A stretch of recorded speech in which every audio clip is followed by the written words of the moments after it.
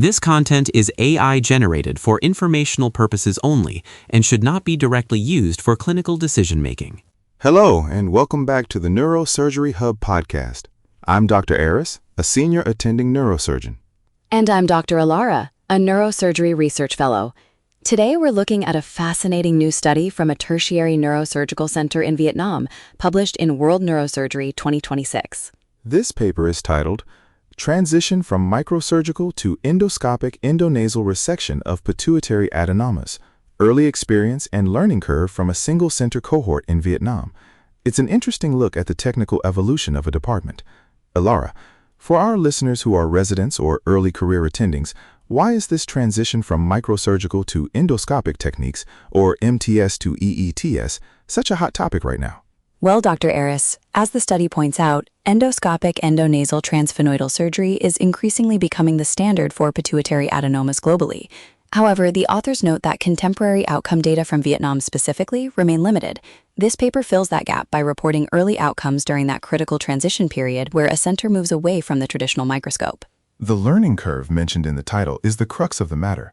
When we talk about a single-center cohort in this context, we're looking at how the surgical team adapts to a completely different visualization platform. In the microsurgical approach, we have that fixed binocular 3D view. Moving to EETS, we're dealing with a 2D monitor, usually, and a dynamic wide-angled view provided by the endoscope. Exactly. And the study focuses on that early experience. For a tertiary neurosurgical center in Vietnam, to document this transition is vital. It's not just about the equipment, it's about the institutional shift. The abstract mentions they are looking at early outcomes, which usually implies they are monitoring things like the extent of resection and the incidence of postoperative complications during those first few dozen cases. Right. And for the residents listening, the learning curve isn't just about making the resection faster. It's about maintaining or improving safety profiles while switching modalities. When a center moves from microscopic to endoscopic, there's a period where the surgical time might actually increase before it stabilizes. The paper emphasizes that this is a single-center cohort, which is great for controlling variables. It allows us to see how one specific team in Vietnam navigated the technical hurdles. The authors describe this as a contemporary look, which is important because the tools we use in 2026 are significantly more advanced than the early endoscopes used 20 years ago. It also touches on the transsphenoidal route. While that's common to both MTS and EETS, the endoscopic approach allows for a much more panoramic view of the sella and the surrounding neurovascular structures, like the internal carotid arteries and the optic chiasm. In this Vietnamese cohort, they're evaluating if that improved visualization translates to better early outcomes. One thing I found interesting in their early experience section is the focus on the transition itself. Many centers in developing medical landscapes are making this jump. The paper highlights that the transition isn't just switching on a camera. It involves recalibrating the entire surgical workflow. And that's a key takeaway for our practicing neurosurgeons. Transitioning to EETS requires a commitment to the learning curve. You have to account for the loss of depth perception initially and the sword fighting of instruments in a narrow nasal corridor until you become proficient.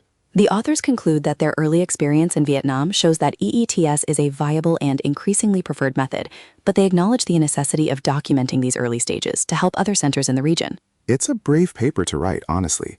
Sharing early outcomes means being transparent about the challenges faced when you aren't yet at the expert stage of a new technique.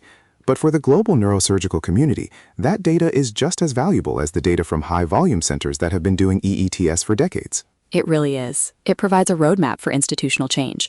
If you're a resident in a program currently making the shift, this study from Vietnam serves as a benchmark for what to expect during your own transition. Well said. It's a great example of how neurosurgery continues to evolve globally. That's all the time we have for today's deep dive into the World Neurosurgery 2026 cohort study. Thanks for joining us. We'll see you next time on the Neurosurgery Hub Podcast.